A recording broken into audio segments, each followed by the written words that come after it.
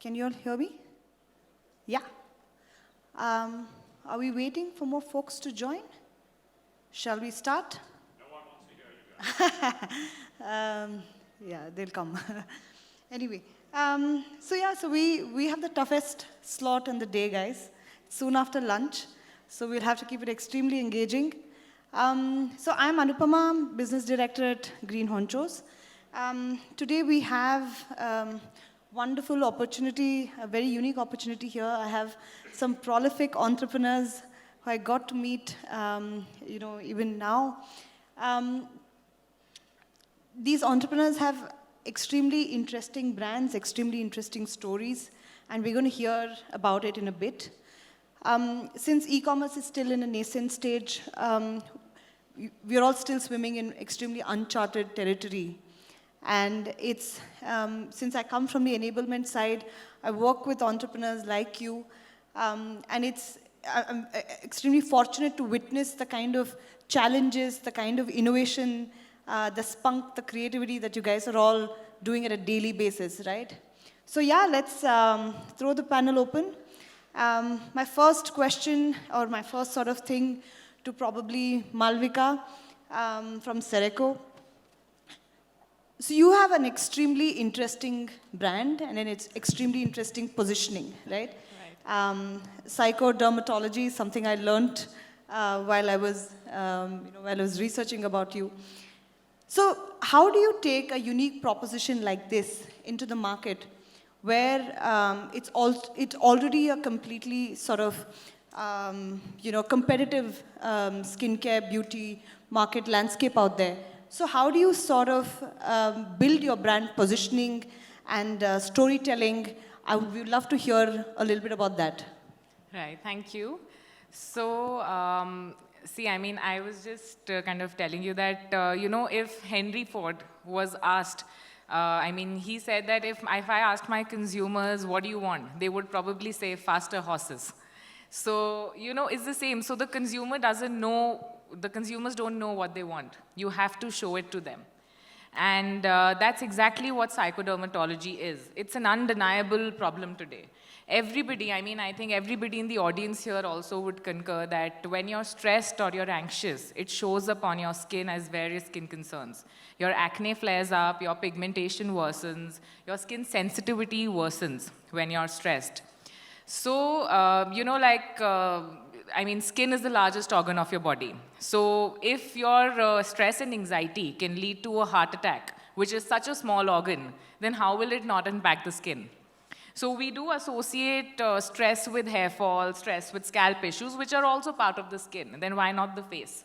So the consumers are, they're kind of moving towards holistic beauty solutions, and brands are kind of using, this proposition of placing themselves in the holistic beauty regime, but they're kind of missing out, the current solutions are kind of missing out on the most important aspect, which is the mind.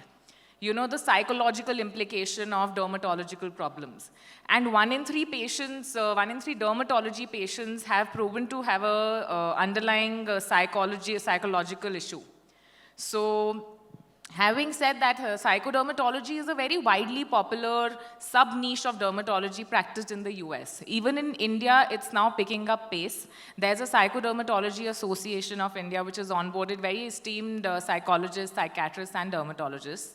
So we're picking up this concept more, and that's the narrative of the brand. We want to educate the consumer about the need gap first, and then provide solutions to them to fulfill that need gap. Perfect. Annu, this is something that I want to ask you as well, right? India mein, when there is sweet ke dabbe and chocolates and flowers making it as gifting, here we are saying, hey, this is a gift that grows, and give a gift that grows, right? So it was an extremely competitive market for you as well to enter. And you've come and sort of changed the definition of gifting. How was it, and how did you use, today's digital platform to be able to aid that storytelling? So we started way back, 2009, the journey started. I was in Austria and I gifted my mom a bouquet from Fawns and Petals. And when I called her the next day, she said, "Beta, wo to fek diya, rakhna tha kya?" And that's where the yo moment came in, that instead of gifting a bouquet or a chocolate or a wine? How about you gift a plant, which goes on and on? And I quit the job 2 months into being an employee, and I came back, started nurturing green. But when I came back, it was a shocker because I realized that, and that time I was just 22, and I realized that gifting is a catalog. It's not a catalog business; it's a supply chain business, which means that 90% of the decisions happens within 24 hours of the D-Day. So 14 Feb को Valentine's है, सारे husbands और boyfriends को 13 तारीख को याद आएगा कि कुछ देना है. And if your brand is not able to deliver in a day and does a day after, you have screwed their happiness. वो divorce होंगे और वो आपसे order नहीं करेंगे वापस. To do repeat clients, we realized it has to be a supply chain business. We were not there because we couldn't afford to have 500 warehouses. And then we pivoted to an idea of home gardening, and that became our biggest business for the last decade. It's only few quarters back that we came on the quick commerce space again. And so we got on Blinkit. My category head, she kept pushing me, nahi karna hai. I said, yaar, paudhe kaun kharidega 10 minute mein? Nobody wants that. We're just defocusing ourselves. But she insisted, my CEO insisted, and said, chalo karte hain, 500-600 bhi kar lo mahine mein, it's a good number for us. Nobody needs plants in 10 minutes. And that's where the whole game changed, that we started doing 2,000 orders a day as we begin in NCR. Now we are getting in next 15 days in Bangalore. We are in Bombay. So we are now, we'll cover almost 12 cities, major cities across. And looking at doing 5,000 orders there. So a day. And I didn't imagine that people will want to give this. There are a lot of use cases now coming out. So a lot of insights which came, and now I think gifting can be cracked by using the distribution of the quick commerce guys. So we're now going on Zeptos and the other Instamarts of the world. So that's how the journey is. I think it's day zero for us. It's just beginning. Now I think the next 10 years is going to be really interesting. I was mind blown when I heard this earlier today as well, right? Because it's such an interesting proposition and use case also from, children's party. Now they're looking at plants, giving pots as return gifts, right? So someone's coming home, you want to be able to get something quick and something meaningful. So I think that's where you were able to sort of, again, with gift a plant as your proposition, you're able to really go all the way. That's really impressive. In the journey of brand building, we've known that building online communities and fostering that through digital platforms is extremely important today. That sort of aids to your organic revenue, increases your customer lifetime value over time, etc. So, Sushruthi, this is for you. You run a brand called Saaki with a celebrity co-founder, of course. And how have you built your online community? And what's your formula there? Right. So Saaki started at least the back-end work started in March of 2020, which was like just pre-pandemic. And we launched the brand in September 2020. So I think that in a way shaped the role of social media and online communities, because then suddenly everybody was just interacting online, right? So that's where the kind of communities we've built is across multiple social media channels, not just an individual. So Instagram being our #1 channel, followed by YouTube, followed by WhatsApp. And the reason I'm saying WhatsApp is not your broadcasts or targeted messaging, but we have an active community who speaks to each other on WhatsApp, right? So I think for apparel brand, this became very important over time because one, the way we build the product in itself, right, is a lot of input from the customer. So when you want to really build what they want, we do polls and we do a lot of interaction with the customer to understand what do they want, right? So if we are deciding ki half sleeve karna hai, full sleeve karna hai, what length, we put it out for polls, right? And we also put it out for polls for enclosed communities where we know that the more loyal customers exist, right? So that has really helped us in terms of, one, keeping the customer as a part of the brand's journey in the product, right? So they feel a lot more invested in the product in itself because they have been a part of the decision making.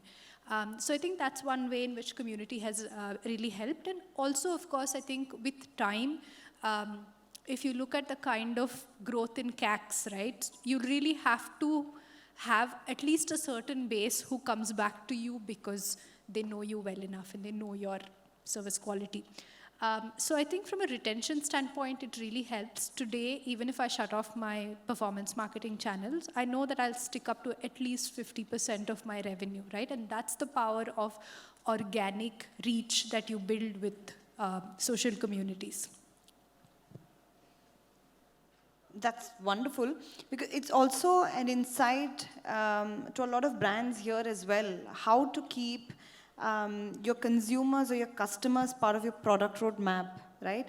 That's where they become truly invested in the brand and truly become like evangelists. I think Anthropology does it very well in the West, where they hire their muse as part of the store staff, because they can't get more excited, more invested person to show people around, you know. Prateek, I want to get your views on this. You know, you run Vanity, Wagon, clean beauty products. What, if you could talk about specific initiatives, or if you could talk about how you went about building an online community, you know, what would that journey look like? Sure. No, I think firstly I'll just introduce myself. So I am the founder of Vanity, Wagon. We're a clean beauty platform, and a lot of what's been spoken till now relates to us because we are, of course, D2C first and then went offline recently. So on the community piece, I think what's been interesting is we've learned it the hard way, but don't be too eager to reward your community too soon because they get used to that reward. So I think one thing which we've seen over the years is, yes, interact, understand who your audience is, but don't get overwhelmed and start rewarding day in and day out. By the time you realize the numbers are skewed for you. So that's, I think, one thing that we've seen. From an initiative point of view, I think we've done a lot. So my wife, who's my co-founder, she comes from an influencing background. She's been interacting with users, consumers for a really long time. So she focuses a lot of her energy and time on our affiliate network, our influencer network. And because we are a platform, unfortunately, we can't make products based on recommendations. But what we can do is bring in brands that suit our consumers or talk about the things our consumers want to know about. So we've seen crazy trends in beauty in the last 5 years, hyaluronic acid and vitamin C and rice and onion and God knows what all everybody wants to put in these days. But yeah, so it's whatever is helping or not helping is a consumer's first question. And that's where I think a community really helps. We've been interactive. A lot of the channels that were mentioned, we are on those channels. Besides which, we try to make our outreach very informative. So our email marketing is for our community. So is any of the YouTube videos that we do, or anything basically we talk about in open, digital or offline, is mostly for our community. So focus a lot on what we're talking about. Brilliant, thank you. Shivani, next obvious question, right? With building communities, you increase the customer lifetime value and your return customer rate. And you have a phenomenal return customer rate with Uptownie. What are the, again, want to make it as anecdotal as possible and give more real use case scenarios for the brands and the entrepreneurs here. If you can tell us, how did you, obviously it's a process, it's a journey of achieving 30, 35% return customer rate. But if you could sort of delve a little deeper into what were some of the key initiatives, or what were some of the key findings, and hence the digital levers that you used, I think it'll be mighty helpful here. So on the technical side, one of the main things that we do is try to tell a different story to a repeat purchaser than a top of funnel purchaser. Because that person has already experienced your brand once, so now you've got to give them a real reason to come back. In my industry, which is women's wear in the Western wear segment, and it's fast fashion, that impulse is mostly driven by new product launches. They'll see something cool, new, exciting, trendy, and they'll come back because they already trust your brand. But from a more anecdotal perspective of sort of fostering a community and really building loyal customers, I take out 1 hour a day, no matter how crazy the day is, and I think everybody on the stage and maybe the audience also knows how crazy the day can become sometimes, right? I take out 1 hour of the day in which I am either messaging or calling customers personally. And I do this religiously every single day so that I am always tapped into what their feedback is about maybe a new launch. And then I know how to address that in advertising. If somebody tells me that I like that your pants had an elastic on the back, it's something I'll push in my messaging. Or if somebody tells me that I want, that I understand that a lot of buying patterns are driven by the fact that somebody wants something for their birthday in 2 days or a trip in 2 days, then how can I work with last mile partners, and now there are many who will deliver within certain high order areas in a day or two. So I think that sort of very granular feedback is very important to sort of plug into your business. I know it doesn't sound like the most easy or even the most scalable approach because you're like, but I think those insights are actually very powerful when you apply them at scale. Another thing that I found while talking to customers, a lot of our customers are young. They're obsessed with Instagram. They want to stand out on Instagram. You need to give them a product that helps them do so. So that's a key insight that has driven a lot of the color choices we make or the product development. That's a choice I'm making at scale, but it's a choice that is informed by the fact that I have taken out that painful time to talk to individual people. So I really do think that if you're a D2C brand, there's no replacement for that. You have to be very close to your customer. That's a wonderful insight. It also sort of ties back to one of the points we were discussing. When we do, so there's word of mouth marketing, right? So when you do spend an hour calling customers, it could be any customer, and it sort of helps word of mouth marketing because they're like, you know what, founder called, and they're asking my insights, they're asking for my feedback, right? So you already are sort of making them the evangelist of your product. So, and also, yes, we all know how crazy days get, so kudos if you're able to take the hour off. Abhishek, so let's talk about, you represent WeiKFiELD Food. How do you sort of use technology and research to be able to get consumer insights that sort of help you with your product roadmap? Would love to know something more about that. Shukriya sabse pehle to ICS, and thank you very much, Anupama. So data is very important for everybody, yes. And we at a WeiKFiELD, I can proudly say that we are very technology-driven organization. We have a multiple source point of data. And there are multiple factors which tells us that, okay, this is the right time to introduce your new product in the market. So definitely marketplaces help us a lot to understand the consumer behavior insights. They can help us to understand that your competitor are doing this. Maybe you can have this step so that you can grow in the e-commerce space. Likewise, on the other hand, we have a very good marketing team, which is absolutely data-driven. How we are gathering the data, that we are doing a lot of surveys into the market, as we are the market leader for custard, baking. So we keep on surveying about the thing that why there are some certain consumer base, they are not buying our stocks. So let's take an example of custard. So being a market leader, it is our responsibility to be the top notch in R&D. And how we can do R&D in this? So we have been into the market and understand that custard making is a very tedious project altogether. So we have introduced a simple solution for it.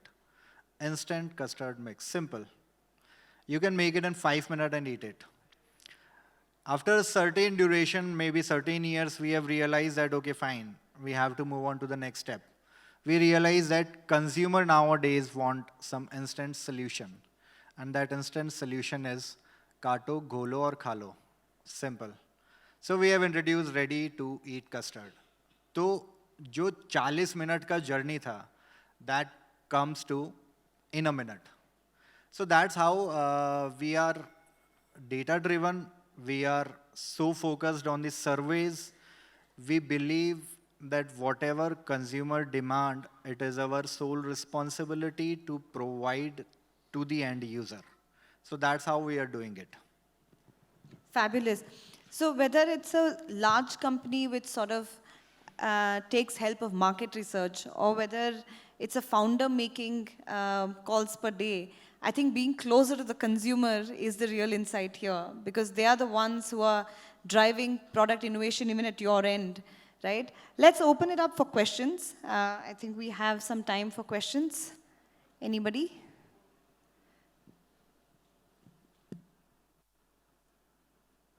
Lunch was over 20 minutes ago, guys. Yes.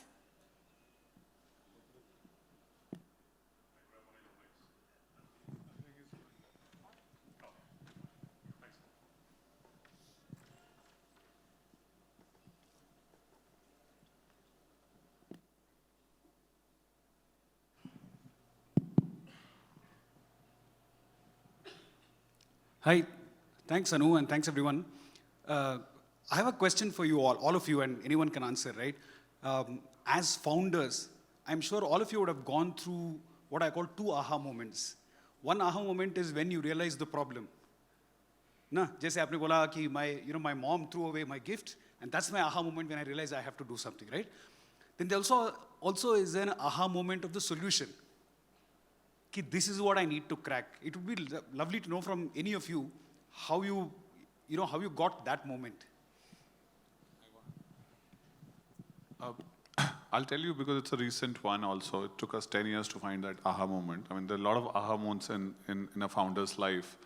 But as a founder and in our management, we were always looking at a higher AOV, and everybody as a founder knows, anything below 1,000 CAC will kill you. So we were pushing it across ki महंगे पौधे बेचो, महंगे चीजें बेचो. And then we met the Blinkit team, and they were like, Annu, I need it at 100 rupees. I said, are you mad? Why you want at 100 rupees? And they said we need to create a new use case, because we did a research and figured out that the consumers are ordering 3.5 to 4 gifts a year, and they're usually close circle. You go to your mom's birthday or Diwali, etc. Can we make this to a everyday gifting? Which means I'm going to a friend's place, I'll take one, or it's a neighbor's birthday, I met him downstairs in the lift and I want to give something to him.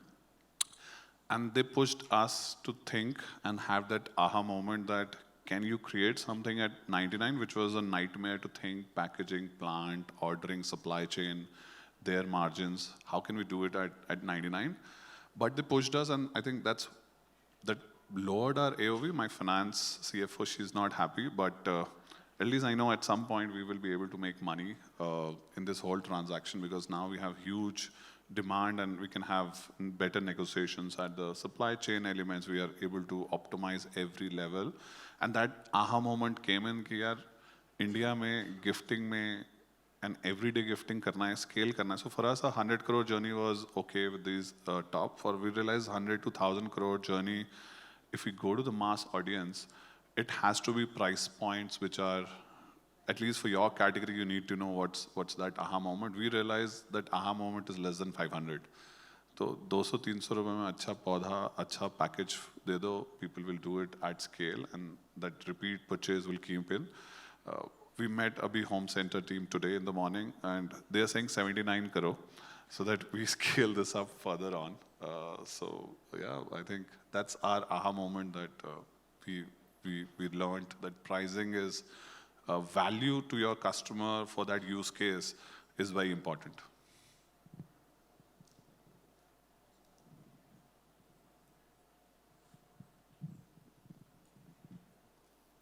Yeah, sure. So I think for Saaki, we are a women's ethnic fusion and now slightly Western apparel brand, right? So we've had, I think, a couple of different aha moments. The first one being that I think the way celebrity brands have been used in India have been fairly commercial in nature. So I think that's where Samantha has been a great partner. So with having a celebrity partner, again, adding on to what was mentioned earlier, I think having the factor of who's your celebrity, what is your brand, what does your customer want, what is the product, and the pricing, right? I would kind of put these 5 factors as pillars to ensure that you really know your product market fit, right? And I think listening to customers has really helped us navigate that. And, again, adding to what you said, a lot of that has actually helped us build our AOV very well and continue to scale. So I think that was a slightly contrasting aha moment for us.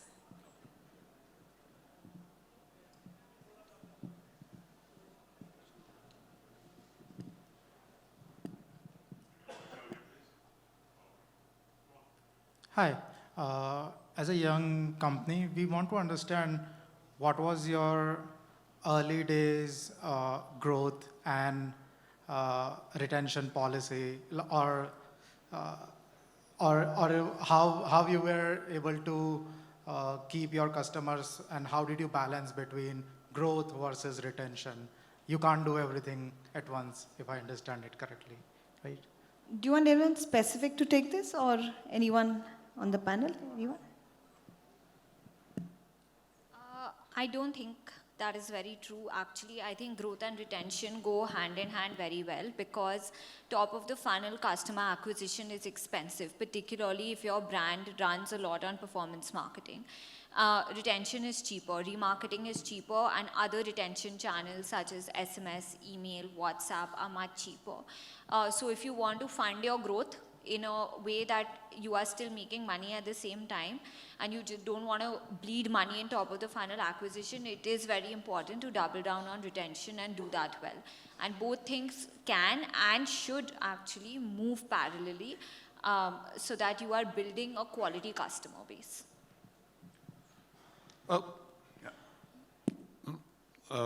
if you're an early entrepreneur, and I think if you're looking at growth and retention, don't look at it from a performance or from having Clever Tap and the retention agencies, etc. I think your focus should be how my customer sort of uses our product more, and can we better our product, our customer support. I'll give you 2 instances of ours, of what we did. There were 2 insights which came early on. One, yaar Annu, mera paudha mar jata hai, I don't have a green thumb. And we figured out the whole supply chain kaisa hota kyun hai. Right? There are local nurseries, they will ditch on the quality, they will not put the right media mix, there is no tech in terms of the soil mix, etc. I said, let's put slow releasers so that plants doesn't die in 6 months at least. Right? That was one of our very big growth hacks. And then we said, retention kaise karte hain? So we said, retention isliye karte hain. So now we have a lifetime warranty on any of the plants. So तेरे बच्चे भी आएंगे, और अगर वो हमारे पास आते कहते हैं प्लांट था, मर गया था, we'll give it at 50% cost, no question asked. Now this builds the trust, and retention automatically starts coming in. Right? So instead of focusing on saying, I will do digital performance ads, I mean, nobody makes money in performance ads, for sure. I'm 100% sure here. And in terms of retention, I think focus, especially when you're early on the product or the need or the insights which you can have around your industry, which your competition or the need of the customer is not getting filled through your competition, and can your product build that in your whole supply chain somehow? Okay, we have time for one more question. Hi, I'm Juveria, and my question is, what steps do you take to build and maintain a consistent brand image across consumer touchpoints, and how does this translate into product design and development? The question is open to anybody on the panel. I'll take it up. So the first and foremost thing that it is not only a single directional way we have to approach it, it is a 360 way. So when I'm saying the 360 way, we have to do multiple activities synchronized and focused onto a single direction. That's how we can do it. If we are running any campaigns on e-commerce, we have to run something similar to modern trade GT. That's how the recall value in the consumer mind will increase, and they have a better memory about that synchronized approach for a single product. That's how you can do it.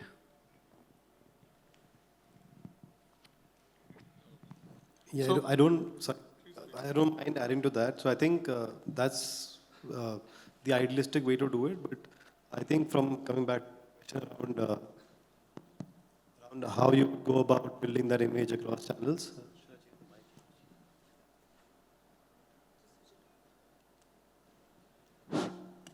Yeah, so I was saying how you go about building it is again, understand your consumer, understand why they are shopping from you. Is it because of a certain thing that you do? Like we've been hearing about Nurture Grow, and what are you doing in your company that's helping the consumer attach themselves to you, and then try replicating that image across. So a lot of great brand stories, big brands, Nike, McDonald's, Adidas, they hold a story. WeiKFiELD, of course, is a big brand as well. So they hold a story and they try to make sure that whenever a consumer sees them, either in an ad or in a product, or even let's say somebody wearing a t-shirt as a sales staff, they should relate to the brand somehow. And I think custard is a fab product. I've been a user of it, God knows since how many years, but yeah, that's how I relate to that brand of maybe that product, and they continue to push that product well. So that's just a few insights into that. Yeah, just to add to Prateek, it's also a cohesive storytelling across all your customer touch points, right? Your ads, the first instance of a user experiencing your product or an ad, your ads have to be cohesive to your Instagram grid or your storytelling on Instagram or your social channels, needs to be in sync with the website, visual storytelling, language, etc. And it has to sort of trickle down to the final unboxing of the product, which is the last mile, right? So only when a single sort of thread of your brand positioning is able to come cohesively through all your customer touch points is when you'll be able to deliver that more effectively. So I think it's a wrap, Anish? I'm afraid so. Yes, all right. Great panel. I know there were a couple more questions, but if you can take them offline, that would be great.